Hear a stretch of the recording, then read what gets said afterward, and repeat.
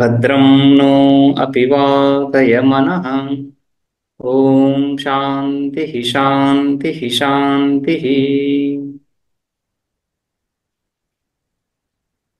మనం ఐతరేయ ఉపనిషత్తులో 2వ అధ్యాయంలో మొదటి మంత్రం చూస్తున్నాం. ఇందులో మొదటి అధ్యాయంలో చెప్పినట్లుగా అయమావసథాః అయమావసథాః అయమావసథ అన్నట్లు ఆ మూడు అవస్థలు, అందులో ఆ మూడు అవస్థలను మూడు జన్మలుగా తీసుకొని ఇక్కడ మనం విచారం చేస్తున్నాం. సో ఇందులో జీవుడు తండ్రి శరీరంలో మొదటి జన్మను పొందుతున్నాడు. తండ్రి శరీరంలో తండ్రి యొక్క శరీరంతో తాదాత్మ్యాన్ని పొంది, వీర్య రూపంగా తాదాత్మ్యాన్ని పొంది, శరీరంతో తాదాత్మ్యాన్ని పొంది, ఇక్కడ ఆత్మ అంటే శరీరము అని అర్థంలో, రైట్. సో ఆ విధంగా ఒక జన్మను అక్కడ పొంది, మళ్ళీ తల్లి శరీరంతో తాదాత్మ్యాన్ని పొంది, గర్భరూపంగా అక్కడ ఒక జన్మను పొంది, తర్వాత మళ్ళీ అంటే ఆ గర్భం నుంచి వెలువడి రెండవ జన్మ, ఆ తర్వాత ఆ జీవుడు కొంతకాలం జీవించి ఈ లోకంలో మరణించి తదుపరి మళ్ళీ జన్మిస్తున్నాడు, ఇంకొక ఉపాధిలో జన్మిస్తున్నాడు, అది మూడవ జన్మ అని. ఆ విధంగా మూడు జన్మలు, ఇది క్రమం చూపిస్తా ఉంది. ఈ మూడు జన్మలు ఒక నిరంతరంగా జరిగే జన్మ మరణ ప్రవాహంలో ఈ విధంగా పంచాగ్ని విద్య కూడా చూసాం మనం. పంచాగ్ని విద్యలో ఈ విధంగా కర్మలు చేసి స్వర్గాది లోకాలను చేరి, ఆ స్వర్గాది లోకాల నుంచి వర్షం ద్వారా పృథివిని చేరి, పృథివి నుంచి పురుషుడి నుంచి స్త్రీని చేరి మళ్ళీ జన్మిస్తున్నాడు అని పంచాగ్ని ఉపాసన అది చూసాం. అదే విధంగా ఇక్కడ కూడా ఈ విధంగా ఈ మూడు అవస్థలు సూక్ష్మ రూపంగా, బీజ రూపంగా, అవ్యాకృత రూపంగా, బీజ రూపంగా, వీర్య రూపంగా ఉండడము, ఆ తర్వాత గర్భరూపంగా ఆవిర్భవించడం సూక్ష్మము, ఆ తర్వాత సకలాంగ సమన్వితుడై జన్మను పొంది అది రెండవ జన్మగా తీసుకుంటుంది. ఆ తర్వాత మళ్ళీ మరణించిన తర్వాత తదుపరి ఇక్కడ మనకు కనిపించేటువంటి రెండు జన్మలు, తర్వాత మళ్ళీ ఈ ఈ ఈ జన్మ మరణ ప్రవాహాన్ని చెప్పడానికి మూడో జన్మ. ఈ విధంగా మూడు జన్మలు, మూడు అవస్థలు అని శృతి ఇక్కడ పరిచయం చేస్తా ఉంది ఆ జీవుడి యొక్క మూడు అవస్థలని. ఈ మూడు అవస్థలు మళ్ళీ మళ్ళీ ఇలా మారుతూ మారుతూ మళ్ళీ మళ్ళీ కలుగుతూ ఆ విధంగా సంసార ప్రవాహం ఏర్పడుతుంది. ఈ కంటిన్యూవిటీ ఏదైతే అంటున్నామో లోకంలో జన్మ, ఈ కంటిన్యూవిటీ రెండు రకాలుగా చూస్తున్నాం. జీవుడు తను సామాన్యంగా ఇక్కడ జీవించడం, ప్రతిరోజు జీవించడం ఒకటి, ఆ తర్వాత ఒక తరం తర్వాత ఇంకొక తరం ఆ విధంగా ఈ వంశ పరంపర కొనసాగడం, జన్మ పరంపర కొనసాగడం, ఆ విధంగా లోకంలో ఒక తరం తర్వాత ఇంకొక తరం, ఇంకొక తరం తర్వాత ఇంకొక తరం వస్తూ ఉండడం కనిపిస్తా ఉంది. అందులో ఇది పూర్వజన్మ, ఇది ఉత్తర జన్మ అని మనం చక్కగా దాన్ని గ్రహించడం కుదరదు. ఆ కంటిన్యూటీ మనం ఇక్కడ చూడలేము, శృతి ద్వారా ఆ విధంగా తెలుస్తుంది. శృతి ద్వారా ఆ విధంగా ఒక కంటిన్యూటీ ఉంది, ఇక్కడ కంటిన్యూటీ ఉందని తెలుస్తూ ఉంది. ఆ కంటిన్యూటీలో కూడా ఒక కథ, ఒక సివిలైజేషన్, ఒక కథ తెలుస్తూ ఉంది. పూర్వ మునుపటి తరము, అంతకు మునుపటి తరం వాళ్ళు ఎలా ఉన్నారు, వాళ్ళ స్వభావం, వాళ్ళ ఇన్ఫ్లుయెన్స్ మన మీద ఉండడం, మన ఇన్ఫ్లుయెన్స్ తర్వాత తరం మీద ఉండడం తెలుస్తానే ఉంది. ఒక ప్రవాహం అయితే స్పష్టంగా కనిపిస్తా ఉంది. ఈ ప్రవాహం ఈ విధంగా ఏదైతే కనిపిస్తుందో అది ఈ విధంగా శృతి ద్వారా ఈ విధంగా ప్రతిపాదించబడుతా ఉంది జన్మ మరణ పరంపరగా. ఇదే విషయాన్ని మనం బృహదారణ్యకంలో కూడా ప్రసిద్ధమైన వాక్యం పుత్రేణ అయం లోకో జయ్యః అని చెప్తున్నప్పుడు, పుత్రేణ అయం లోకో జయ్యః, ఈ లోకాన్ని ఎలా జయించాలి, ఎలా పొందాలి, పుత్రుడి ద్వారా, పుత్రుడి ద్వారా అంటే సంతానం ద్వారా. ఆ విధంగానే వీడు ముందుకు వెళ్తున్నాడు. కొంతకాలం ఇక్కడ ఉండి వెళ్ళిపోతున్నప్పుడు వాడి ప్రతినిధి ఎవరుంటున్నారు ఇక్కడ, మళ్ళీ ఆ వంశ ప్రతినిధి ఒకడు ఉండాలి. అదే విధంగా వంశం కొనసాగుతా ఉంది. అదే విధంగా ఈ సకల వంశాలు కొనసాగడమే లోకం మనుగడ, లోకం ఆ విధంగానే మనుగడని పొందుతా ఉంది. అందుకనే పుత్రేణ అయం లోకో జయ్యః అని, రైట్. కర్మణా పితృలోక, విద్యయా దేవలోక. విద్య అంటే ఉపాసనల ద్వారా దేవలోకాన్ని పొందుతున్నాము, కర్మల ద్వారా పితృలోకాన్ని పొందుతున్నాము, అంటే స్వర్గలోకాన్ని పొందుతున్నాము. ఇక్కడ ఈ లోకాన్ని పుత్రుడి ద్వారా కొనసాగుతుంది. ఇక్కడలా వచ్చారు, ఇక్కడలా ఉంటున్నారు, తర్వాత ఉండేది ఎవరు, తర్వాత పుత్రుడు అని. ఆ విషయాన్ని ఇక్కడ ఈ శృతి ఈ విధంగా చెప్తా ఉంది. పుత్రేణ అయం లోకో జయ్యః అనే విషయాన్ని ఈ విధంగా చూడొచ్చు మనం ఇక్కడ. సో మొదటి మంత్రంలో ఆ మొదటి జన్మ చూస్తున్నాం. పురుషే హవా అయం ఆదితో గర్భో భవతి అంటూ, రైట్. సో ఏదైతద్రేతః, ఈ రేతస్సు వీర్యం ఏదైతే ఉందో పురుషుడిలో అదే వాడి యొక్క మొదటి గర్భము, మొదటి జన్మ. అది తదేతత్ సర్వేభ్యో అంగేభ్య తేజస్ సంభూతం. ఆత్మ ఆత్మన్యేవ ఆత్మానం బిభర్తి. ఈ వాక్యాన్ని చూస్తున్నాం. మొదటి వాక్యమైంది తదేతత్ సర్వేభ్యో అంగేభ్య తేజస్ సంభూతం అని. భాష్యంలో 119వ పేజీలో తచ్చ ఏతద్ రేతః అన్నమయస్య పిండస్య సర్వేభ్యః అంగేభ్యః అవయవేభ్యః రసాదిలక్షణేభ్యః తేజః సారరూపం సారరూపం శరీరస్య సంభూతం పరినిష్పన్నం తత్ పురుషస్య ఆత్మభూతత్వాత్ ఆత్మ. ఈ విధంగా తదేతద్ రేతః, తద్ ఏతద్ రేత, ఈ రేతస్ ఏదైతే ఉందో ఇది సర్వేభ్య అంగేభ్య, ఎవరి సర్వేభ్య అంగేభ్య సకల అవయవాలు, ఎవరి సకల అవయవాలు? అన్నమయస్య పిండస్య. ఈ అన్నమయ శరీరం ఏదైతే ఉందో, ఈ బాహ్య శరీరం, స్థూల శరీరం ఏదైతే ఉందో దీని యొక్క సకలావయవ సారము. ఎందుకంటే మళ్ళీ అవయవాలన్నీ కూడా ఆ బీజం నుంచే ఉత్పన్నమవుతున్నాయి కాబట్టి సర్వేభ్య అంగేభ్య అవయవేభ్య అవయవేభ్య సారః తేజః అని కదా. తేజస్ అంటున్నప్పుడు అవయవేభ్య రసాది లక్షణేభ్య తేజః. తేజః అంటే సారరూపం, సారభూతమైనటువంటి ఈ శరీరం యొక్క ఎసెన్స్ సారభూతమైనటువంటిది. అది సారరూపం శరీరస్య సంభూతం పరినిష్పన్నం తత్, రైట్, ఈ శరీరం నుంచే ఉత్పన్నమవుతున్నటువంటి ఆ వీర్యము తత్ పురుషస్య ఆత్మభూతత్వాత్ ఆత్మ. ఈ పురుషస్య, ఈ జీవుడు, ఈ తండ్రి యొక్క ఆత్మభూతత్వాత్ అంటున్నప్పుడు తండ్రి యొక్క ఆత్మ అంటే ఇక్కడ శరీరవాచకం. సో శరీరంతో తాదాత్మ్యాన్ని పొందే ఉంది కానీ వేరుగా లేదు, వేరు అని లేదు, కాబట్టి ఆత్మ అని చెప్పబడుతుంది. తత్ పురుషస్య ఆత్మభూతత్వాత్ ఆత్మ. ఆ వ్యక్తి యొక్క స్వభావము, ఆ వ్యక్తి యొక్క శరీరం యొక్క సారమే ఈ విధంగా ఉంది. మళ్ళీ అక్కడి నుంచి ఈ శరీరాన్ని పోలినటువంటి ఇంకొక శరీరం ఉత్పన్నం అవుతా ఉంది.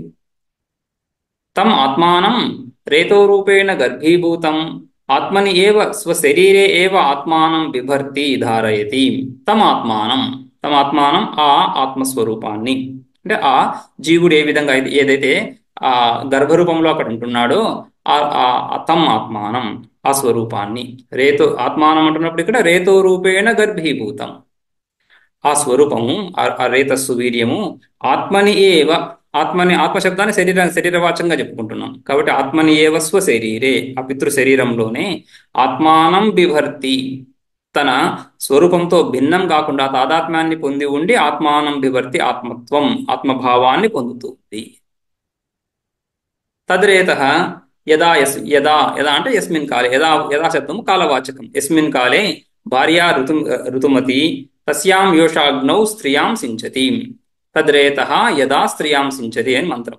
తద్రేతః యదా యస్మిన్ కాలే స్త్రియాం అంటున్నప్పుడు పంచాగ్నిలో చూసాం, అక్కడ స్త్రీని కూడా ఒక అగ్నిగా భావన చేస్తూ ఉపాసించడం, పురుషుణ్ణి ఒక అగ్నిగా భావిస్తూ ఉపాసించడం, స్త్రీని అగ్నిగా భావిస్తూ ఉపాసించడం. ఆ విధంగా యోషాగ్నౌ, యోష స్త్రీ, అగ్ని, స్త్రీ రూప అగ్ని యందు, స్త్రియాం ఆ స్త్రీ యందు సించతి. ఆ విధంగా వీరధారణ కలుగుతున్నప్పుడు అత తదా, యదాకి తదా, అత తదా ఏతద్రేతః ఆత్మనో గర్భభూతం జనయతి పిత. ఏతద్రేతః అథ ఏనత్ జనయతి, ఇది శృతి కదా. అథ ఏనత్ జనయతి, అథ అంటే ఆ సమయంలో, ఏనత్ ఈ రేతస్ ఏదైతే ఉందో ఆత్మనో గర్భభూతం జనయతి పిత. ఈ రేతస్సు తండ్రి యొక్క శరీరం యొక్క సారము, తండ్రి యొక్క ఆత్మస్వరూపంగానే చెప్పుకున్నాము. సో ఆ ఆత్మ అంటే ఆత్మ అంటే శరీరము, ఆ శరీరమే బీజరూపంగా ఇక్కడ ప్రవేశించి ఈ విధంగా మళ్ళీ ఇక్కడ గర్భమవుతా ఉంది. తద్ అస్య పురుషస్య స్థానాత్ నిర్గమనం రేతస్యేక కాలే రేతో రూపేణ అస్య సంసారిణః ప్రథమం జన్మ ప్రథమావస్థాభివ్యక్తి. అస్య ప్రథమం జన్మ. ఇది ఈ విధంగా స్త్రీని ఈ గర్భరూపంగా చేరడం ఏదైతే ఉందో, పురుషుడి నుంచి స్త్రీని చేరడం ఏదైతే ఉందో ఇది ఆ జీవుడి యొక్క మొదటి జన్మ. అస్య పురుషస్య స్థానాత్ నిర్గమనం, ఆ పురుషుడి నుంచి నిర్గమనం ఏదైతే ఉందో రేతస్యేక కాలే, అది సంసారిణః ఈ జీవుడి యొక్క మొదటి జన్మ. ఆ తండ్రి నుంచి నిర్గమనం ఈ జీవుడి యొక్క మొదటి జన్మగా పరిగణించబడతా ఉంది. తండ్రి జన్మని మనం తండ్రి గురించి మాట్లాడటం లేదు ఇక్కడ, తండ్రి యొక్క జన్మ మాట్లాడట్లేదు కదా, జీవుడి జన్మ మాట్లాడుతున్నాం. సో జీవుడికి ఈ జన్మ తండ్రి నుంచి నిర్గమనం ఏదైతే ఉందో ఇది మొదటి జన్మగా చెప్పుకోవడం. ప్రథమం జన్మ. మళ్ళీ వీడు తండ్రిగా ఇంకొక జన్మను పొందడాన్ని అప్పుడు అది మూడో జన్మగా చెప్పుకుంటాం. ఇక్కడ ఇది మొదటి జన్మ, ప్రథమం జన్మ.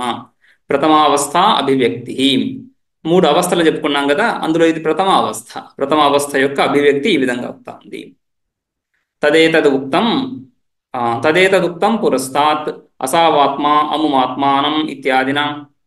తదేతదుక్తం పురస్తాత్ ముందు అంటే ఈ ఆరణ్యక భాగంలో ఈ విషయం అక్కడ కూడా చర్చించబడింది. అసావాత్మ ఈ ఆత్మ, అముమాత్మానం ఇత్యాదిన.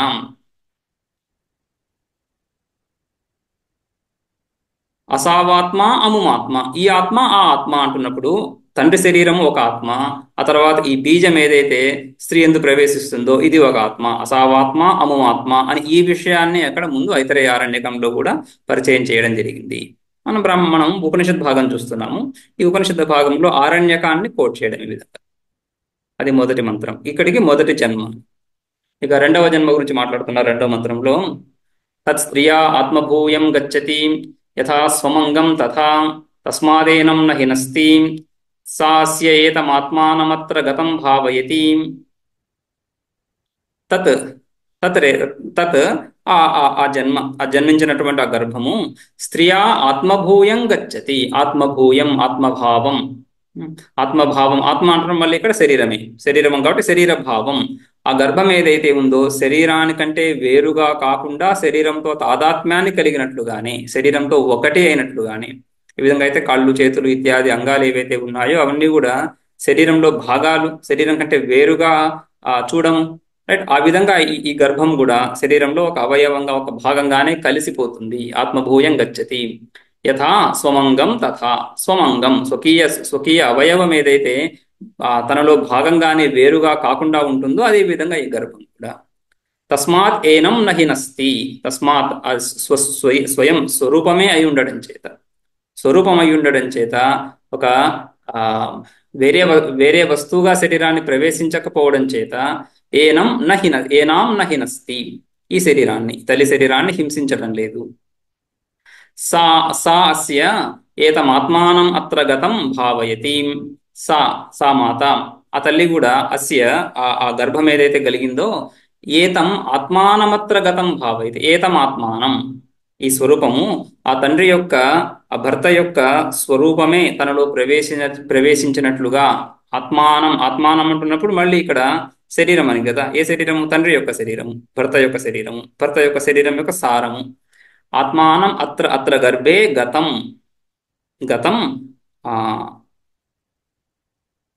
సా ఏతం అత్ర గతం ఆత్మానం. ఏతం గతం, ఈ ప్రవేశించినటువంటి ఈ గర్భాన్ని ఆ భర్త యొక్క స్వరూపంగానే ప్రవేశించినటువంటి గర్భాన్ని భావయతి అంటే ఇక్కడ వర్ధయతి, పోషిస్తున్నది. రైట్. సో తత్ శ్రియా ఆత్మభూతం గచ్చతి, అక్కడికి ఒక వాక్యం. యథా స్వమంగం తథా, ఏ విధంగా అయితే యథా స్వమంగం తథా గచ్చతి, తథా ఆత్మభూయం గచ్చతి. ఆత్మస్వరూపం, ఆత్మతో ఏకీభావాన్ని, శరీరంతో ఏకీభావాన్ని కలిగి ఉంది. ఒక వాక్యం అవుతా ఉంది. తస్మాదేనాం నహినస్తి, అందుకని ఈ శరీరాన్ని బాధించడం లేదు. వేరు విషయం కాదు కాబట్టి, ఫారిన్ మెటీరియల్ గా లేదు కాబట్టి. తస్మాదేనాం నహినస్తి, అక్కడికి ఒక వాక్యం అవుతా ఉంది. సా అస్య ఏతం ఆత్మానం అత్ర గతం భావయతి, ఇదంతా ఒక వాక్యం. వీటికి ఇప్పుడు భాష్యంలో అర్థం చూద్దాము. తద్రేతః యస్యాం స్త్రియాం సిక్తః సత్ తస్యా ఆత్మభూయాం ఆత్మావ్యతిరేకతాం యథా పితుః ఏవం గచ్చతి ప్రాప్నోతి యథా స్వమంగం స్తనాది తథా తద్వదేవ. తద్రేతః, ఈ రేతస్సు యస్యాం స్త్రియాం సిక్తం సత్, ఏ స్త్రీ ఎందైతే చేర్చబడిందో, తస్యాహ ఆత్మభూయాం, ఆ స్త్రీ యొక్క స్వరూపాన్నే పొందుతా ఉంది. ఆత్మభూయాం అన్నప్పుడు ఆత్మస్వరూపం, ఆత్మభావం అని. భూయం భావం, ఆత్మభావాన్ని పొందుతా ఉంది. ఆత్మభావం శరీర భావాన్ని పొందుతూ ఆత్మ అవ్యతిరేకతాం యథా పితుః, ఏ విధంగా అయితే తండ్రిలో ఉన్నప్పుడు ఆ రేతస్సు తండ్రి శరీరానికంటే వేరు అనే భావన లేకుండా ఏ విధంగా ఉందో, అదే విధంగా తల్లి శరీరాన్ని చేరినప్పుడు ఈ శరీరం కంటే వేరు అనే భావన లేకుండా శరీరంలో ఒక భాగంగానే కలిసిపోతా ఉంది. గచ్చతి. గచ్చతి ఆత్మభూయాం గచ్చతి అంటే ప్రాప్తి, ఆత్మభావాన్ని పొందుతాది. ఎలాగైతే యథా స్వమంగం స్తనాది తథా తద్వదేవ. ఏ విధంగా అయితే స్త్రీ జన్మతో పాటుగా రానటువంటి స్తనాదులు తర్వాత కాలంలో వస్తున్నప్పటికీ కూడా అవి శరీరంలో భాగంగానే ఉంటున్నాయి, వేరుగా లేవు. ఏ విధంగా అయితే హింసించటం లేదు, అదే విధంగా తర్వాత కాలంలో లభించినటువంటి గర్భం కూడా శరీరంలో భాగంగానే ఉంటూ శరీరం కంటే వేరుగా కాకుండా శరీరాన్ని బాధించటం లేదు, హింసించటం లేదు. యథా స్వమంగం స్తనాది తదా తద్వదేవ. అదే విధంగా ఇది కూడా, ఈ గర్భం కూడా శరీరంలో భాగమే అవుతూ శరీరంతో తాదాత్మ్యాన్ని పొంది ఆత్మభూయాం గచ్చతి, ఆత్మభావం గచ్చతి, శరీరభావం గచ్చతి, శరీరంతో ఒకటి అయి ఉంది. తస్మాత్ తస్మాత్ తస్మాత్ హేతో, ఆ కారణం చేత, శరీరం కంటే వేరుగా లేకపోవడం చేత ఏనాం ఏనాం ఏనాం మాతరం, ఆ తల్లిని స గర్భ నహినస్తి, తస్మాదేనాం నహినస్తి. ఆ మధ్యలో ఆ గర్భాన్ని తీసుకొచ్చి స గర్భ ఏనాం నహినస్తి, ఏనాం మాతరం నహినస్తి. పిటకాదివత్, పిటకాదివత్. ఏ విధంగా అయితే ఈ బొబ్బలు ఇత్యాదులు శరీరంలో కలుగుతున్నప్పుడు, రైట్, పుండ్లు గాయాలు కలుగుతున్నప్పుడు అవి శరీరంతో ఒక తాదాత్మ్యాన్ని పొందక వేరుగా ఉన్నట్లుగా ఉంటూ శరీరాన్ని బాధిస్తున్నాయి, ఆ విధంగా ఇక్కడ బాధించడం లేదు. యస్మాత్ స్తనాది స్వాంగవత్ ఆత్మభూయాంగతం తస్మాత్ నహినస్తి న బాధతే ఇత్యర్థ. ఆ పై వాక్యానికి అర్థం తస్మాదేనాం నహినస్తి అంటున్నప్పుడు తస్మాద్ అన్నప్పుడు తస్మాద్ అంటే యస్మాద్ ఉండాలి. ఇక్కడ సామాన్యంగా తత్తు ఎత్తు ఈ రెండు పదాలు అన్వయాన్ని పొందుతూ ఉంటాయి. ఇక్కడ తస్మాద్ అని ఉంది కాబట్టి యస్మాత్ తీసుకోవాలి. అందుకని యస్మాత్ స్తనాది స్వాంగవత్ ఆత్మభూయంగతం, రైట్. సో ఒక అవయవం లాగానే చేరిపోయి ఉంది గర్భం కాబట్టి ఆ కారణం చేత తస్మాత్ అని, తస్మాత్ అన్వయం ముందు వాక్యం.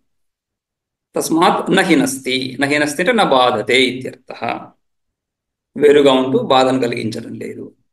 అటువంటి ఆ గర్భాన్ని సా ఏతమస్య ఆత్మానం అత్ర గతం భావయతి అని మంత్రం. సా సా గర్భవతి, సా అంతర్వత్ని, అంతర్వత్ని గర్భవతి. ఆ తల్లి ఏతం అస్య భర్తు ఆత్మానం అత్ర ఆత్మనః ప్రవిష్టం బుద్ధ్వా, ఆత్మనః ఉదరే, ఉదరే ప్రవిష్టం బుద్ధ్వా, అత్ర గతం అంటే అత్ర ఆత్మనః ఉదరే, తన ఉదరంలో ప్రవేశించిందిగా గుర్తించి, రైట్. సా అంతర్వత్ని ఏతం, ఏతం అంటే ఏతం గర్భం, ఈ గర్భాన్ని. ఏ గర్భం ఇది? అస్య భర్తు ఆత్మానం, తన భర్త యొక్క స్వరూపమే, తన భర్త యొక్క స్వరూపమే తన యందు గర్భరూపంగా ప్రవేశించిందని గుర్తించి ఆత్మనః ఉదరే గతం ప్రవిష్టం బుద్ధ్వా భావయతి, భావయతి వర్ధయతి పరిపాలయతి. ఆ గర్భాన్ని పోషిస్తుంది, ఆ గర్భాన్ని రక్షిస్తుంది, పోషిస్తుంది. వర్ధయతి పరిపాలయతి. ఏ విధంగా పరిపాలనం? గర్భ విరుద్ధ అశనాది పరిహారం అనుకూల అశనాది ఉపయోగం చ కుర్వతి, ఉపయోగం చ కుర్వతి భావయతి, భావయతితో అన్వయం.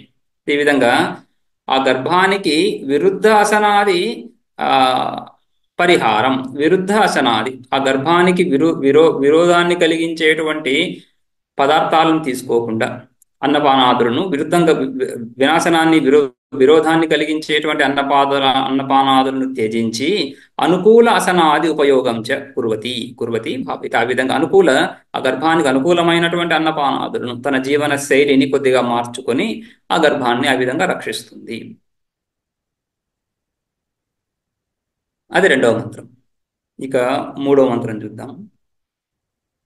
సా భావయిత్రీ భావయితవ్యా భవతీం తం స్త్రీ గర్భం వివర్తి సో అగ్రే ఏవ కుమారం జన్మనో అగ్రే అధిభావయతి సయత్ కుమారం జన్మనో అగ్రే అధిభావయతి ఆత్మానమేవ తద్భావయతి ఏషాం లోకానాం సంతత్యా ఏవం సంతతా హీమే లోకాస్ తదస్య ద్వితీయం జన్మ. ఇంతకుముందు మొదటి జన్మ చూశాం, తండ్రి నుంచి తల్లిని చేరడం, సామాన్యంగా బయటికి వెలువడడం, గర్భంలో నుంచి బయటికి వెలువడడాన్ని జన్మగా చెప్పుకుంటాం. జన్మ తిథి నక్షత్రం ఇవన్నీ చూస్తున్నప్పుడు ఆ పుట్టిన ఆ ప్రసవమైనప్పుడు ఆ క్షణాన్ని చూసుకొని ఆ జన్మ కుండలి ఇత్యాదులు వేసుకుంటుంటాం. కాబట్టి ఆ వెలువడడాన్ని జన్మగా చెప్పుకుంటున్నాం. కాబట్టి తండ్రి నుంచి వెలువడి తల్లిని చేరడం అది ఒక జన్మ. తల్లి నుంచి మళ్ళీ వెలువడి బయటికి రావడం ఏదైతే ఉందో అది రెండవ జన్మ అని, రైట్. తదస్య ద్వితీయం జన్మ. ఈ రెండవ జన్మ ఏ విధంగా? సా భావయిత్రి. ఇదే ఈ స్టోరీనే కంటిన్యూ అవుతా ఉంది. రెండవ మంత్రంలో ఏదైతే చెప్పుకున్నామో తల్లి ఆ గర్భాన్ని రక్షిస్తా ఉంది. అందుకని ఆమె భావయిత్రి వర్ధిల్ల చేస్తా ఉంది. ఆమె భావయిత్రి, రైట్. సో భావయతి అని చెప్పుకున్నాం కదా, భావయతికి కర్త భావయిత్రి. ఆ గర్భాన్ని రక్షిస్తున్నటువంటి ఆమె భావయితవ్యా భవతి, రక్షించబడుతుంది, భర్త ద్వారా రక్షించబడుతూ ఉంది. సో సా భావయిత్రి భావయితవ్యా భవతి. తం స్త్రీ గర్భం బిభర్తి. ఆ ఆ స్త్రీ తం గర్భం బిభర్తి. ఆ స్త్రీ ఆ గర్భాన్ని ఈ విధంగా పోషిస్తూ సో అగ్రే ఏవ కుమారం జన్మనో అగ్రే అధిభావయతి. తం స్త్రీ గర్భం బిభర్తి. ఆ గర్భాన్ని ఆ విధంగా పోషిస్తూ అగ్రే ఏవ అగ్రే ఏవ అగ్రే ఏవ అంటే అగ్రే అంటే పుట్టడానికి జన్మకు ముందు, ఆ జన్మ కలగడానికి ముందు, ఆ శిశువు జన్మించడానికి ముందు స్త్రీ ఆ గర్భాన్ని ఆ విధంగా పోషిస్తూ అగ్రే ఏవ కుమారం జన్మనో అగ్రే అధిభావయతి. ఆ విధంగా ఆ కుమారం ఆ శిశువుని పుట్టడానికి ముందు ఈమె ఈ విధంగా గర్భరూపంగా రక్షిస్తా ఉంది. ఆ తర్వాత పుట్టిన తర్వాత జన్మనో అగ్రే సయత్ కుమారం జన్మనో అగ్రే అధిభావయతి ఆత్మానమేవ తద్భావయతి. ఇంతకు ముందు ఒకటి ఉంది కదా,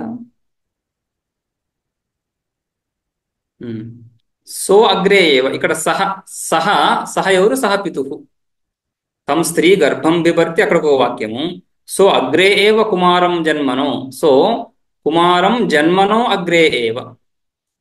ఆ శిశువు పుట్టిన మొదటి కాలంలోనే అగ్రే ఏవ పుట్టగానే పుట్టగానే స అధిభావయతి. సహ పితుహు, స తండ్రి, ఆ తండ్రి, స పిత, ఆ పిత ఈ తండ్రి ఈ విధంగా ఈ కుమారుడు జన్మించినప్పటి నుంచి మళ్ళీ వాడిని ఈ విధంగా రక్షిస్తున్నాడు. జన్మించడానికి ముందు తల్లి ఈ విధంగా గర్భరూపంగా రక్షిస్తా ఉంది.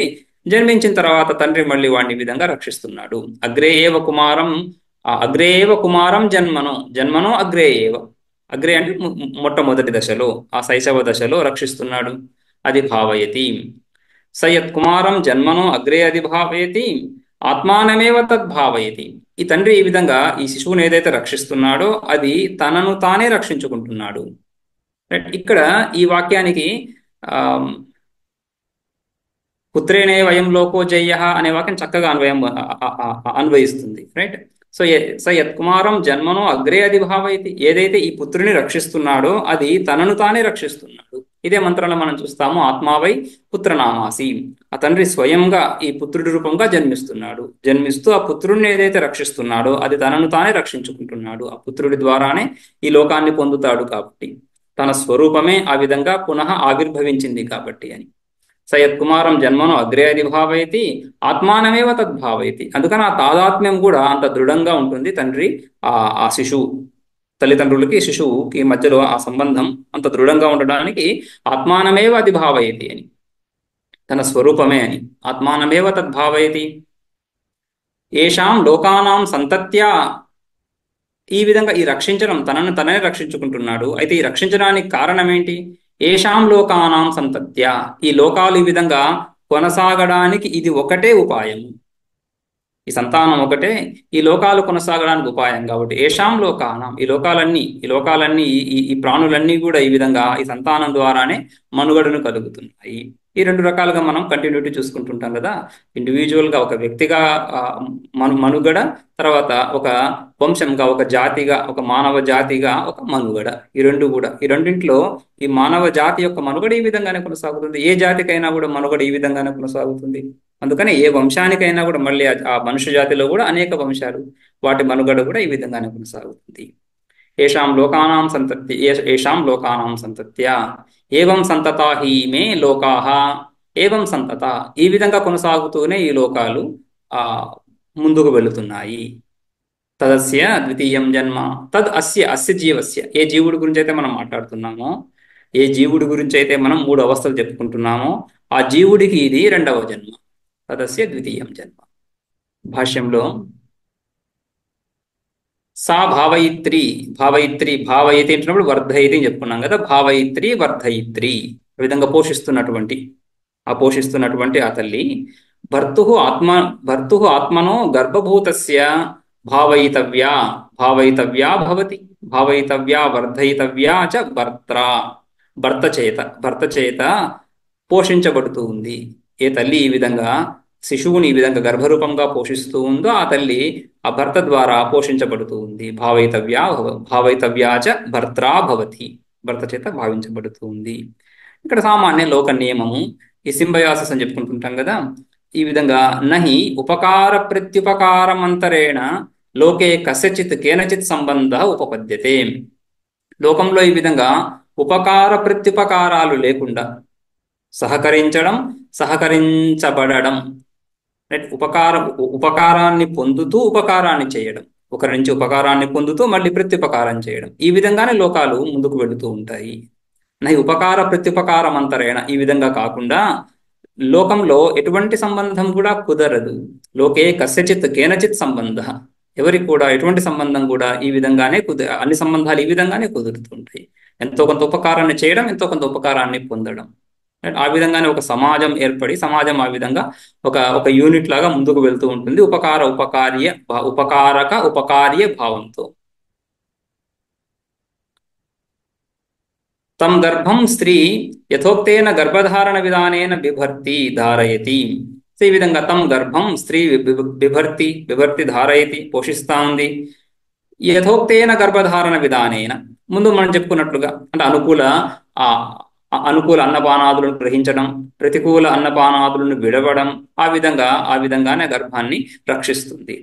తం గర్భం స్త్రీ, ఆ మాత ఈ విధంగా బిభర్తి ధారయతి. ఎప్పుడు అగ్రే అంటే ప్రాగ్జన్మ, ఈ శిశువు జన్మించడానికి ముందు వరకు ఈ విధంగా ఆ గర్భాన్ని ఆమె రక్షిస్తూ వస్తుంది. అదేవిధంగా స పిత, తండ్రి, స పుంలింగం కదా, స పిత అగ్రే ఏవ అంటే ఇక్కడ జన్మించిన తర్వాత అగ్రే ఏవ పూర్వమేవ జాతమాత్రం కుమారం జన్మనః అధి. స పిత అగ్రే ఏవ పూర్వమేవ అంటే అదేవిధంగా కుమారం జన్మనః అధి అధి అంటే ఊర్ధ్వం జన్మనః, జన్మించిన తర్వాత మొదట్లో జన్మించిన తర్వాత. ఈ అగ్రే పదం ఒకటే పదం ఉంది అక్కడ మంత్రంలో, రైట్. తం స్త్రీ గర్భం బివర్తి, సో అగ్రే ఏవ కుమారం జన్మనో, అగ్రే రెండు ఉన్నాయి, అగ్రే అధిభావయతి. సో తం స్త్రీ గర్భం బిభర్తి, అక్కడ కూడా అగ్రే పదం తీసుకున్నాం. అగ్రే తం స్త్రీ గర్భం అగ్రే బిభర్తి, జన్మకు ముందు. సహ పిత, ఆ తండ్రి కూడా ఏవం ఇదే విధంగా జన్మనో అగ్రే అంటే జన్మ తరువాత, ఇక ముందు ఈ తల్లిని రక్షించడం ద్వారా అని చెప్పుకోవాలి. సపిత అగ్రే ఏవ పూర్వమేవ, అదేవిధంగా జన్మనః అధి, జన్మ తర్వాత కూడా కుమారం జన్మనః అధి ఊర్ధ్వం జన్మనః జాతం కుమారం భావయతి. ఏ విధంగా జాతకర్మాదినా పితా భావయతి. ఈ జాతకర్మ అనేక సంస్కారాలు ఉన్నాయి. గర్భం ధరించడం నుంచి అంత్యేష్టి వరకు అనేక సంస్కారాలు, వైదిక సంస్కారాలు ఉన్నాయి. ఆ సంస్కారాలు తండ్రి చేయవలసినటువంటి సంస్కారాలు ఏవైతే ఉన్నాయో ఆ సంస్కారాలన్నీ జాతకర్మ, చౌల ఇత్యాది సంస్కారాలన్నీ కూడా చేస్తూ జాతకర్మాదిన పితా భావయతి. కుమారం జన్మనః అధి, జన్మించిన తర్వాత ఏ సంస్కారాలు ఉన్నాయో ఆ సంస్కారాలన్నీ చేస్తూ వాటిని పోషిస్తూ రక్షిస్తున్నాడు. సహ పిత కుమారం జన్మనః అధి ఊర్ధ్వం అగ్రే అధి అంటే ఊర్ధ్వం, అగ్రే జాతమాత్రం ఏవ జాతకర్మాదినా యద్ భావయతి తద్ ఆత్మానమేవ భావయతి.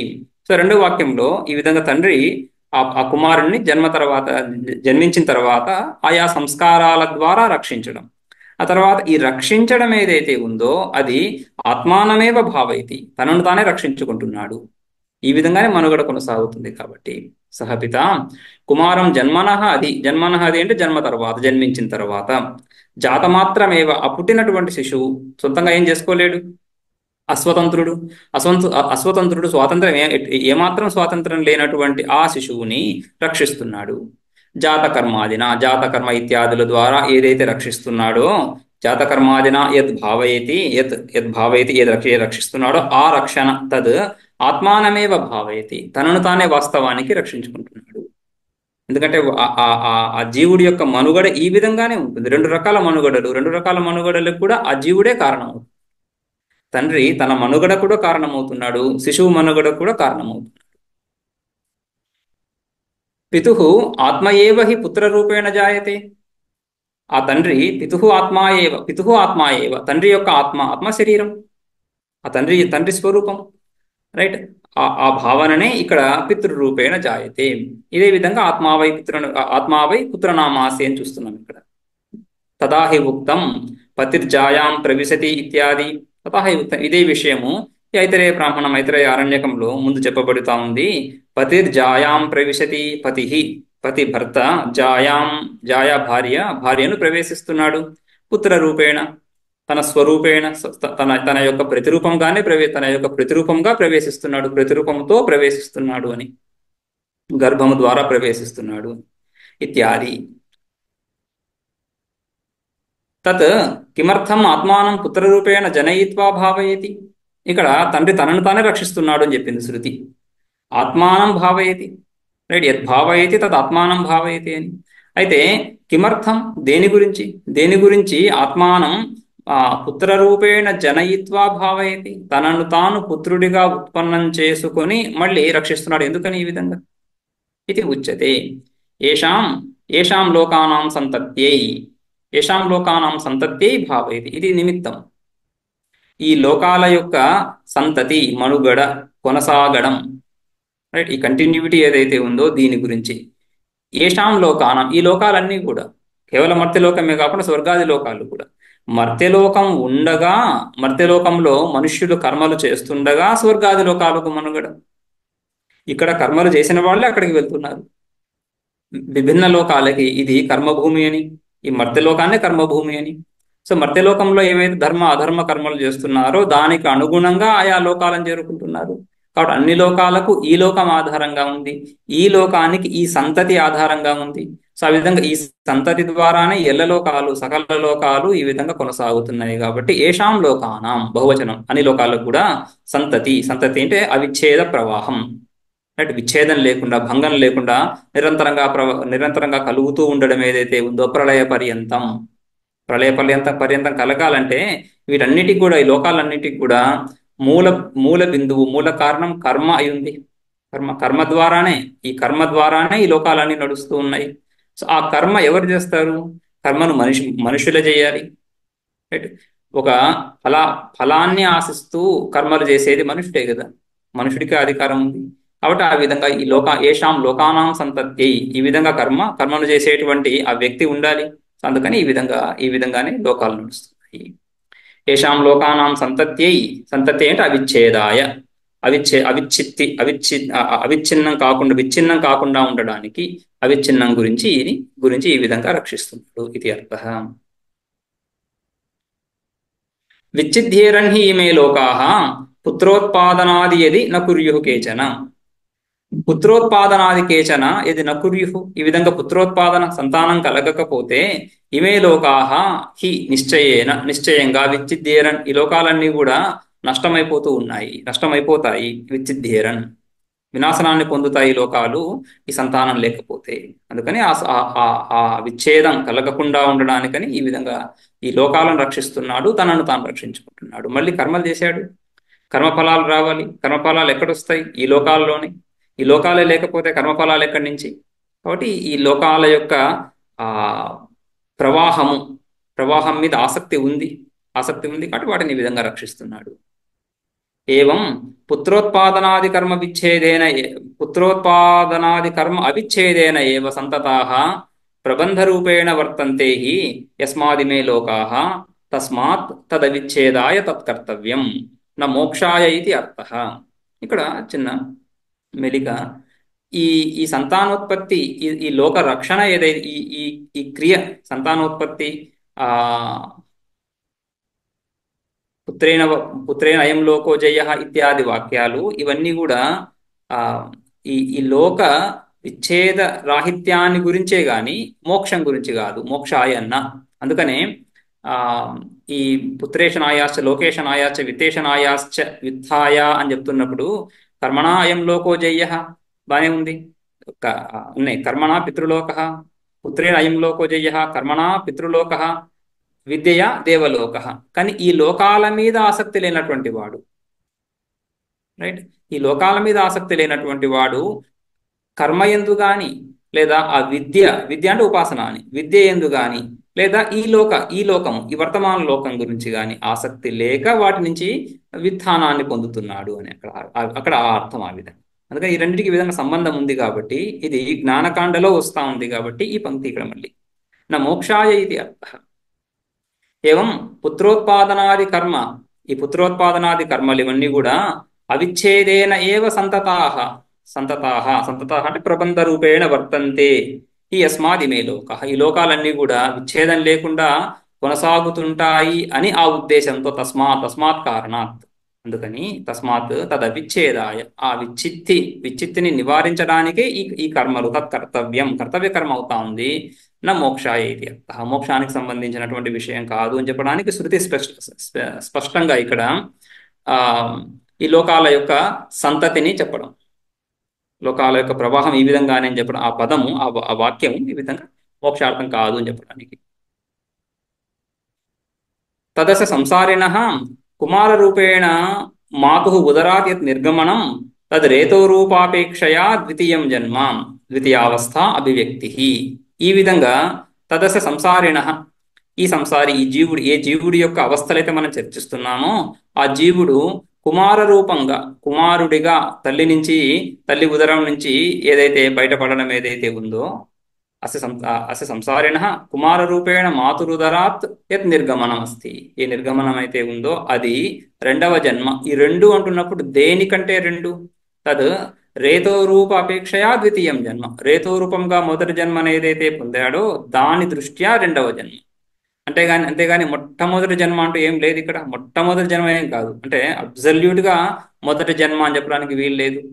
జన్మ మరణ ప్రవాహాన్ని మనం చెప్పుకుంటున్నప్పుడు ప్రతి జన్మ కంటే ముందు ఇంకొక జన్మ, దానికంటే ముందు ఇంకొక జన్మ ఉండనే ఉంది. ఆ విధంగానే అనాదిగా చెప్పుకుంటున్నాం. సో ఆ విధంగా అనాదిగా చెప్తున్నప్పుడు మొట్టమొదటి జన్మ అంటూ ఏం లేదు. ఇది రిలేటివ్ గా, అంటే ముందు ఏదైతే రేతో రూపంగా జన్మ చెప్పుకున్నామో దాని దృష్ట్యా ఇది రెండవ జన్మ, దీని దృష్ట్యా అది మొదటి జన్మ.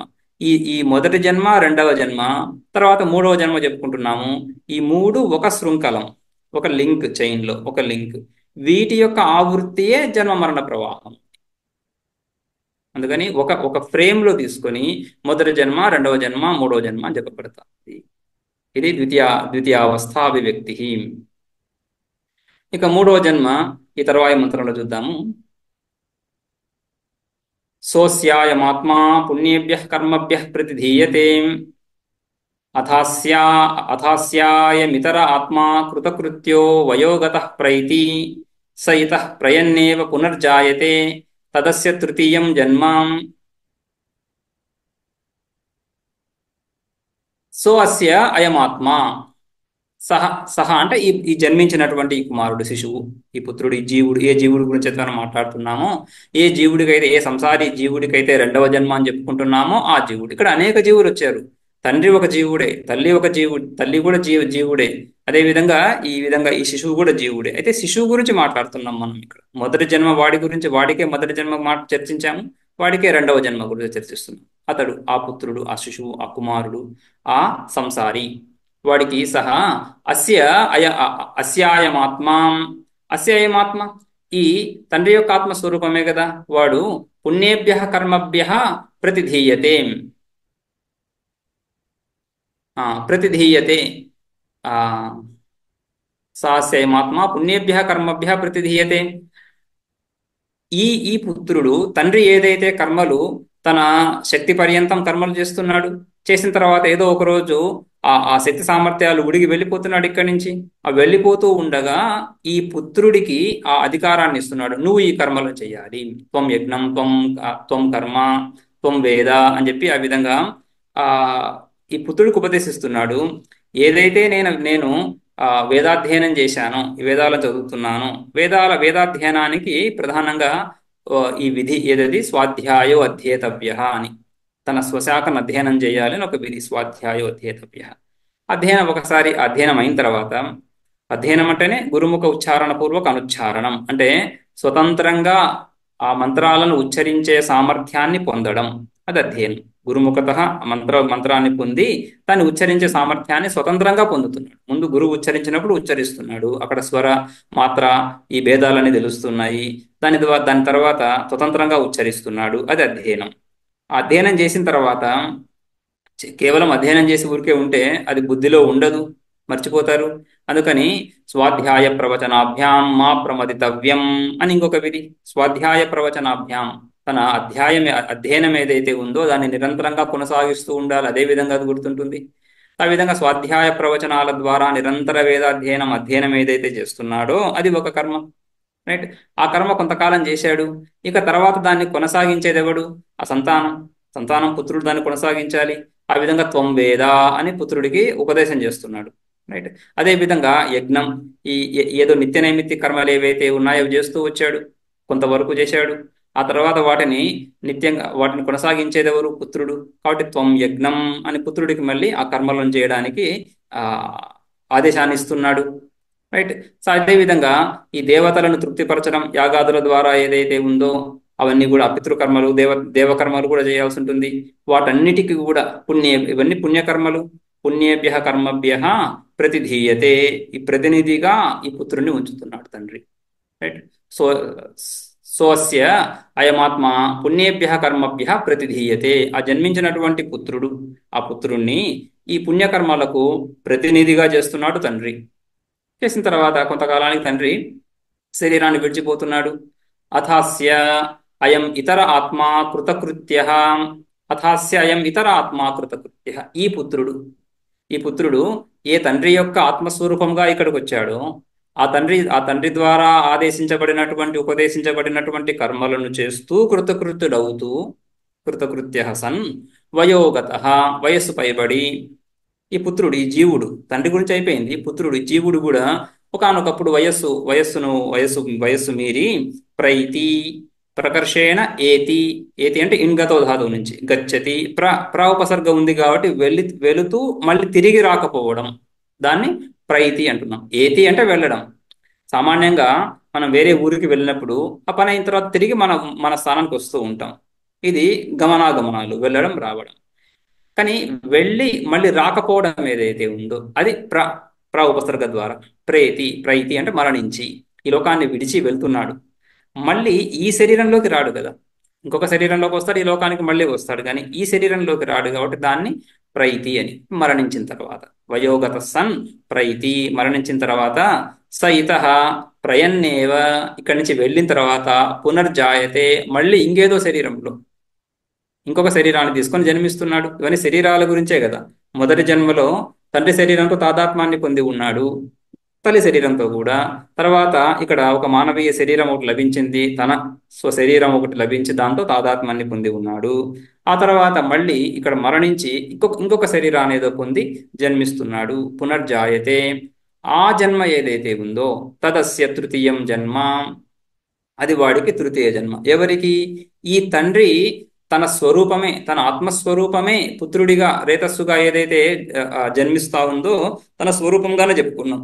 సో ఆ విధంగా తండ్రి నుంచి మొదలయ్యి అక్కడ రేతస్సు ద్వారా మొదటి జన్మ చెప్పుకొని, తల్లి గర్భం నుంచి బయటపడుతూ రెండవ జన్మ చెప్పుకొని, మూడవ జన్మలో మళ్ళీ ఇంకొక జన్మను పొంది అక్కడ మళ్ళీ వీడిలో రేతస్సు ఉదయిస్తా ఉంది. ఎవరు? వీడి యొక్క ఆత్మస్వరూపమే అని ఆ విధంగా కంటిన్యూ అవుతుంది. ఆ విధంగా జన్మ మరణ పరంపర ఈ విధంగా చక్కగా శృతి ఉపదేశిస్తా ఉంది. ఈ విధంగా ఇక్కడ మనకు తెలియజేస్తా ఉంది ఈ విధంగా. ఆ విధంగా ఈ పరంపరగా ఈ విధంగా జన్మలు కొనసాగుతూ ఉన్నాయి. తదస్య తృతీయం జన్మ, ఆ ఏ సంసారి గురించి మనం చర్చిస్తున్నామో ఇది వాడి యొక్క మూడవ జన్మ, మూడవ అవస్థ. సో అస్యయమాత్మ అని కదా. అస్య పితు స అయం పుత్ర, సహ పుత్ర, స శబ్దము పుత్రుడికి, స పుత్ర అయం ఈ పుత్రుడు ఎవరైతే ఉన్నారో అస్య పితు ఆత్మ, అస్య పితు స అయం పుత్ర, స అయం పుత్రాత్మ అంటే పుత్రరూపేణ ఆత్మ, పుత్రరూపంగా. రైట్. పుత్రరూపంగా తనే ఉత్పన్నమయ్యాడు. ఆ పుత్రరూపంగా ఉన్నటువంటి అయమాత్మ సోయమాత్మ అస్య పుణ్యేభ్య కర్మభ్య ప్రతిధీయతే. పుణ్యకర్మలు, ధార్మిక కర్మలు, శాస్త్రోక్తేభ్య విహిత కర్మలు, శాస్త్రోక్తేభ్య అంటే శాస్త్రం చేత చెప్పబడినటువంటివి, శాస్త్రం చేత చెయ్యదగినవిగా చెప్పబడినటువంటివి. పూర్త దత్త ఇష్టాపూర్త దత్త కర్మలు ఇవన్నీ కూడా శాస్త్రోక్త కర్మలు, అంటే విహితమైనటువంటివి, చెయ్యమని చెప్పినటువంటివి. నిషిద్ధ కర్మలు కూడా ఉన్నాయి, చెయ్యొద్దు అని చెప్పినటువంటివి. రైట్. ఇక్కడ పుణ్యకర్మలు అంటున్నారు కాబట్టి విహిత కర్మలు. కామ్యకర్మలు కూడా ఆ ఆ- ఆ నిషిద్ధ కర్మలు కాకుండా మిగిలిన కర్మలన్నీ. రైట్. పుణ్యేభ్య శాస్త్రోక్తేభ్య కర్మభ్య, ఈ కర్మభ్య కర్మల కర్మల గురించి, కర్మ నిష్పాదనార్థం, కర్మభ్య అంటే కర్మలను ఉద్దేశించి, ఆ కర్మలన్నిటినీ చేయడానికై, కర్మ నిష్పాదనార్థం ప్రతిధీయతే, పితుస్థానే ప్రతిధీయతే. ఓకే. అస్య పితుః సోయమాత్మా పుణ్యేభ్య కర్మేభ్య ప్రతిధీయతే. సో ఈ ఈ ఈ ఈ శిశువు, ఈ కుమారుడు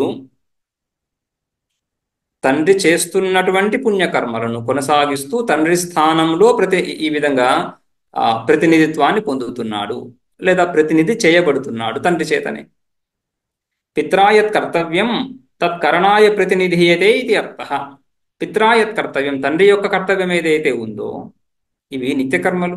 నిత్యకర్మలు ఇంతకాలము, ఒక 2 సంవత్సరాలు 3 సంవత్సరాలని కాదు. రైట్. నిత్యకర్మలు అంటే నిత్యంగా చేస్తూ ఉండాలి. నిత్యంగా చేయడానికి అంత ఆయుష్ ఎక్కడుంది?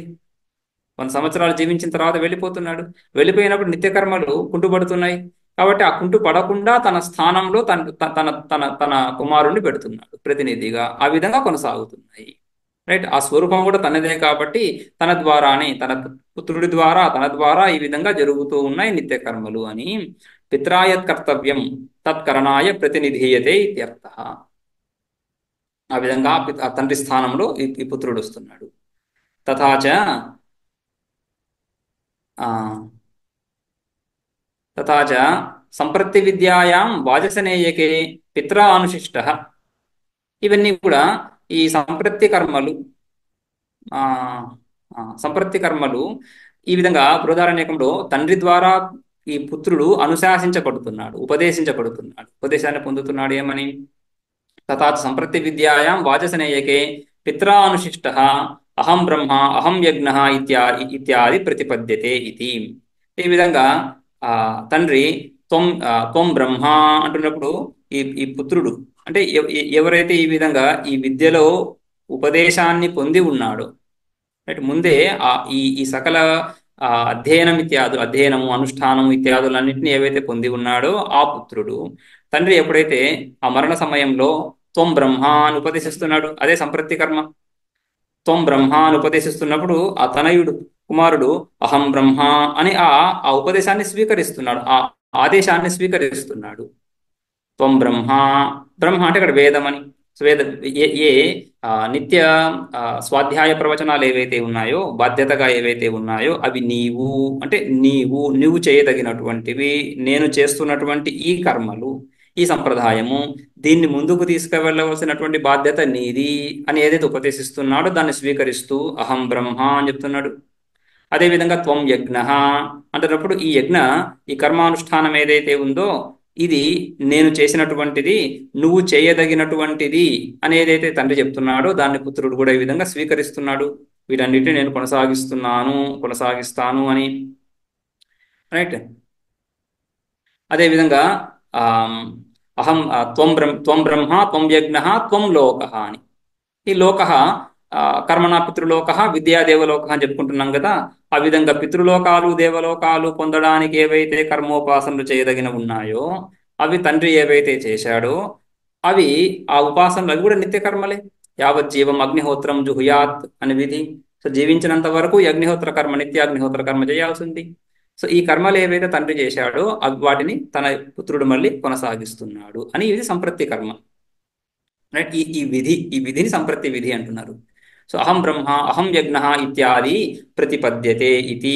ఇవన్నీ కూడా ఆ విధంగా తన కుమారుడు పొందుతున్నాడు, ఈ విధంగా ప్రతినిధి చేయబడుతున్నాడు.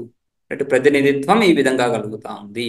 ప్రతినిధిత్వం అంటే ఆ కర్మలను చేసేటువంటి అవకాశం, అధికారం, బాధ్యత ఇవన్నీ కూడా.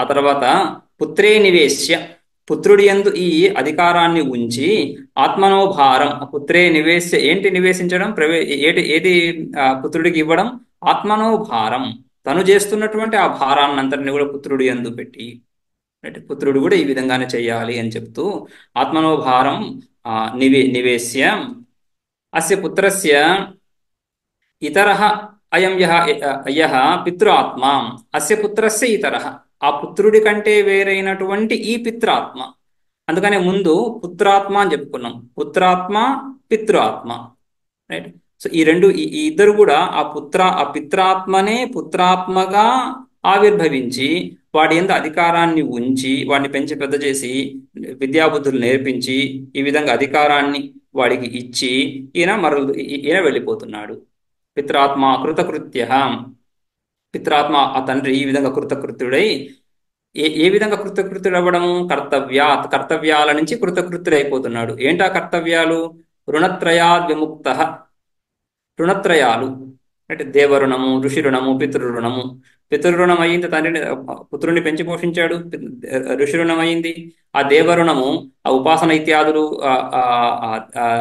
ఆ దేవరుణము కర్మలు ఇత్యాదులు చేస్తున్నాడు అదేవిధంగా కర్మలు ఇత్యాదులు చేస్తూ తను చేయలేనటువంటి సందర్భంలో పుత్రునికి ఇస్తున్నాడు అదేవిధంగా ఋషి రుణము పితృరుణము దేవరుణము కర్మలు ఇత్యాదులు చేస్తున్నారు ఋషి రుణము వేదాధ్యయనం గురించి కర్మలు ఇత్యాదుల ద్వారా దేవరుణం సో దేవరుణం ఏదైతే ఉందో కర్మలు చేశాడు ఆ తర్వాత తన స్థానంలో పుత్రుని పెడుతున్నాడు కాబట్టి పుత్రునికి ఆ భారాన్ని అప్పగించాడు కాబట్టి తను ఆ దేవరుణం నుంచి అదేవిధంగా పుత్రుడికి ఈ వేదాధ్యయనాన్ని అప్పగించాడు కాబట్టి ఋషి రుణం నుంచి రైట్ సో అదేవిధంగా వేదాధ్యయనము ఆ కర్మలు కూడా ఆ లోకాలకు సంబంధించినటువంటి కార్యక్రమం ఏదైతే ఉందో అది కూడా పుత్రునికి అర్పించాడు కాబట్టి ఈ 3 రుణాల నుంచి విముక్తుడవుతున్నాడు ఆ రుణ భారం ఏదైతే ఉందో తను చేసినంత వరకు చేసి పుత్రుడికి ఆ భారాన్ని ఇస్తున్నాడు రుణత్రయా విముక్త ఈ రుణత్రయం ఈ విధంగా ముందు జన్మ నుంచి తర్వాత జన్మకి తండ్రి నుంచి తనయుడికి ఈ విధంగా సంక్రమిస్తా ఉంది ఈ రుణం ఇది ఈ సంసార బీజం అక్కడ సంసారం యొక్క సంతతి ప్రవాహం ఈ రుణ ద్వారానే కొనసాగుతా ఉందని తెలుస్తా ఉంది కదా సో ఈ విధంగా ఈ రుణాన్ని అప్పగిస్తూ అలా వెళ్తూ ఈ ఈ ఈ ఈ లోకాల యొక్క ప్రవాహం కొనసాగుతా ఉంది కృతకృత్య ఇది అర్థ ఆ విధంగా ఆత్మ కృతకృత్య కృతకర్తవ్య ఇది అర్థ ఇక్కడ మంత్రం చూసినట్లయితే సోస్య అయమాత్మ అంటున్నప్పుడు కూడా పుత్రాత్మ సోస్య అయమాత్మ పుణ్యేభ్య కర్మభ్య ప్రతిధీయతే రైట్ సో ఈ పుత్రాత్మ ఈ పుణ్యకర్మలలో ప్రతినిధిత్వాన్ని పొందుతా ఉంది అథాస్య అయం ఇతర ఆత్మ ఈ ఇతర ఆత్మ అంటున్నప్పుడు పిత్రాత్మ ఈ పిత్రాత్మ కృతకృత్యుడవుతున్నాడు కృతకృత్యుడైతూ వయోగత ప్రైతి వయస్సును పొందినటువంటి వాడై మరణిస్తున్నాడు రైట్ సో అస్య అయమాత్మ అంటున్నప్పుడు పుత్రాత్మ ఈ పుత్రుడు కర్మలయందు ప్రతినిధిత్వాన్ని పొందుతూ ఆ పుత్రుడికి కర్మలయందు ప్రతినిధిత్వాన్ని ఇచ్చిన తర్వాత ఇతర ఆత్మ పిత్రాత్మ ఆ పిత్రాత్మ ఈ విధంగా కృతకృత్య అంటే ఈ 3 రుణాల నుంచి విముక్తుడు ఏ విధంగా అయ్యాడు జ్ఞానం ద్వారా విముక్తుడు అవ్వలేదు జ్ఞానం ద్వారా ఈ కర్మల యొక్క స్వభావాన్ని కర్మల యొక్క ఫలాన్ని రైట్ వీటన్నిటిని పరీక్షించి తన స్వరూపాన్ని పరీక్షించి రుణవిముక్తుడవడం ఒక పద్ధతి అలా కాకుండా పుత్రుడికి రుణాలను అప్పగించి రుణ విముక్తుడవుతున్నాడు పుత్రుడెవరు తన స్వరూపమే అంటే తన ఒక స్వరూపంలో రుణాల నుంచి విముక్తిని పొంది తన యొక్క ఇంకొక స్వరూపంలో రుణాలను అక్కడ ఆపాదించుకొని ఆ విధంగా పుత్రినయం లోకో జయ అన్నట్లుగానే ఆ రుణాలను కొనసాగిస్తున్నాడు ఒక రకంగా ఆ విధంగా అది సంసారం యొక్క ప్రవృత్తి నిరంతరంగా ప్రవహించడం రైట్ వయోగత గతవయాహ వయస్సు మీరినటువంటి వాడై జీర్ణహసన్ ప్రైతి మ్రియతే స ఇతః అస్మాత్ ప్రయన్ ఏవ శరీరం పరిత్యజన్ ఏవ తృణజలూకాదివత్ దేహాంతరం ఉపదదానః కర్మచితం పునః జాయతే ఇక్కడ ఈ తండ్రి మరణించాడని చెప్తున్నారు సో ఓకే జన్మించడం, రేతస్వరూపంగా తల్లిలో ప్రవేశిస్తూ మొదటి జన్మ, అక్కడి నుంచి బయటికి రావడం రెండవ జన్మ. ఈ మూడవ జన్మ చెప్తున్నప్పుడు తండ్రి తండ్రి యొక్క తండ్రి మన శరీరాన్ని విడిచి మళ్ళీ పొందడం ఏదైతే ఉందో దాన్ని మూడవ జన్మగా చెప్తున్నారు ఇక్కడ శృతి. సో మొదటి రెండు జన్మలు ఆ పుట్టిన ఆ శిశువు గురించి మాట్లాడుతూ, మూడవ జన్మ మాత్రం తండ్రి గురించి చెప్తున్నారు. ఈ ఇద్దరికి సంబంధాన్ని ఈ విధంగా ఆత్మశబ్దం ద్వారా, పుత్రాత్మ పిత్రాత్మ అని ఆ ఆత్మశబ్దం ద్వారా ఈ ఇద్దరికి సంబంధం చెప్తూ, ఈ ఇద్దరు ఒకటే కాబట్టి ఈ మూడు జన్మలు ఒకటికి చెప్పినట్లే అని. ఆత్మావే పుత్రనామాసి అంటున్నప్పుడు ఆ తండ్రియే ఆ ఆ పతిర్జా పతిర్జాయాం ప్రవిశతి అని చెప్తున్నప్పుడు కూడా ఆ భర్త ఆ జాయాం భార్యలో పుత్రుడి రూపంగా ప్రవేశించి ఉత్పన్నమవుతున్నాడు. సో ఆ పుత్రాత్మ ఈ పిత్రాత్మ ఒకటే అని. పుత్రాత్మ పిత్రాత్మ ఒకటే కాబట్టి ఆ రేతో రూపంగా ఒక జన్మ, ఆ తర్వాత శరీర ధారణతో రెండవ జన్మ, ఆ తర్వాత తండ్రి మళ్ళీ ఈ లోకాన్ని విడిచి ఇంకొక చోట ఏదైతే జన్మిస్తున్నాడో అది ఈ జీవుడి యొక్క మూడవ జన్మ. స ఇతః అస్మాత్ ప్రయన్ ఏవ శరీరం పరిత్యజన్ ఏవ, ఈ విధంగా శరీరాన్ని పరిత్యజించి తృణజలూకాదివత్, ఈ తృణజలూక న్యాయము బృహదారణ్యకంలోనే ఆ ఈ గడ్డి పురుగు ఏదైతే గడ్డిపోచను చేరి దాని పై వరకు గడ్డిపోచ పై వరకు వెళ్ళి ఆ పైన ఆ గడ్డిపోచ చివరికి చేరుకొని అక్కడి నుంచి ఇంకొక గడ్డిపోచను పట్టుకొని దానికి వెళ్తుంది. ఆ విధంగా ఈ ఈ ఈ గడ్డిలో ఉండేటువంటి ఆ పురుగు ఈ ఆ పాకుతూనే ఆ ఈ వెనుకటి గడ్డిపోచను సంపూర్ణంగా విడవకుండా తన శరీరాన్ని ఆ విధంగా వ్యాకోచింపజేసి ఇంకొక గడ్డిపోచను పట్టుకొని దీన్ని విడిచి ఆ విధంగా ముందుకు వెళుతూ ఉంది. అదే విధంగా ఇక్కడ కూడా అది తృణజలూక. ఆ జలూకము ఒక తృణాన్ని, ఒక గడ్డిపోచను పట్టుకొని ఇంకో గడ్డిపోచకి ఎలా వెళ్తా ఉంది, ఆ విధంగా జీవుడు కూడా ఈ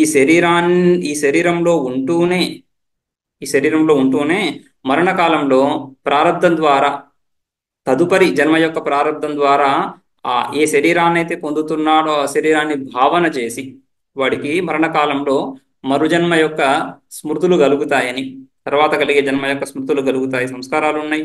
ఆ ప్రారంభ కర్మ అంతా ఒక్కసారిగా వాడికి ప్రకటమయ్యి దాని ద్వారా ఆ రాబోయే శరీరాన్ని భావన చేసి, భావన ద్వారా ఆ శరీరాన్ని గ్రహించి ఈ శరీరాన్ని విడిచి సూక్ష్మ శరీరం ద్వారా ఆ విధంగా అటువైపుగా పయనిస్తాడు అని. అది తృణజలూకము. దానికి పోలిక ఈ తృణజలూకము.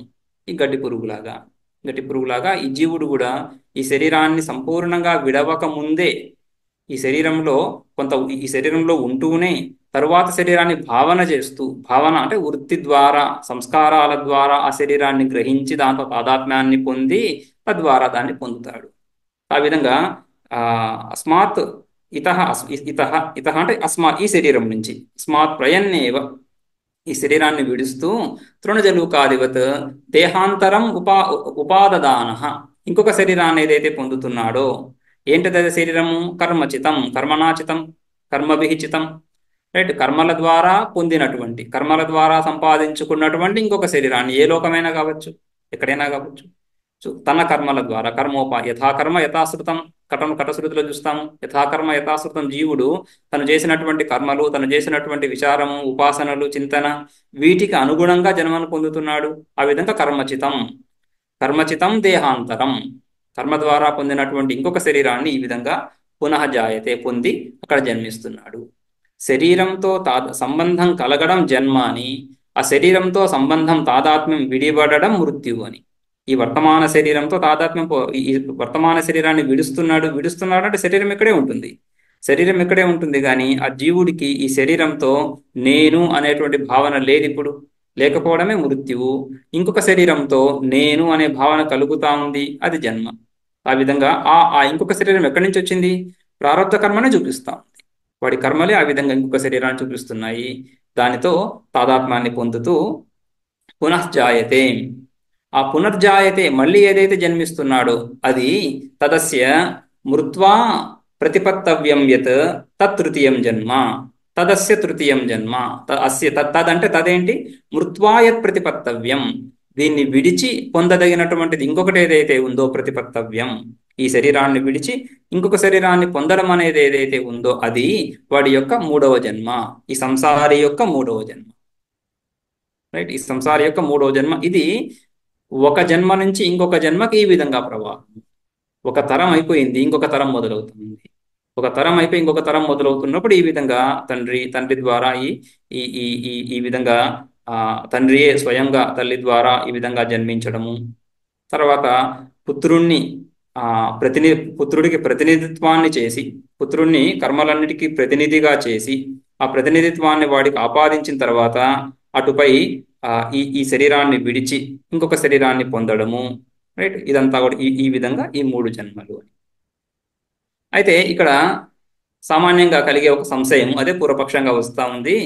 నన్ను సంసరత పితు సకాశాద్ రేతో రూపేణ ప్రథమం జన్మ, తస్యైవ కుమార రూపేణ మాతు ద్వితీయం జన్మ ఉక్తం, తస్యైవ తృతీయ జన్మని వక్తవ్యే ప్రయతః తస్య పితుః యజ్జన్మ తత్తృతీయం ఇది కథం ఉచ్యతే.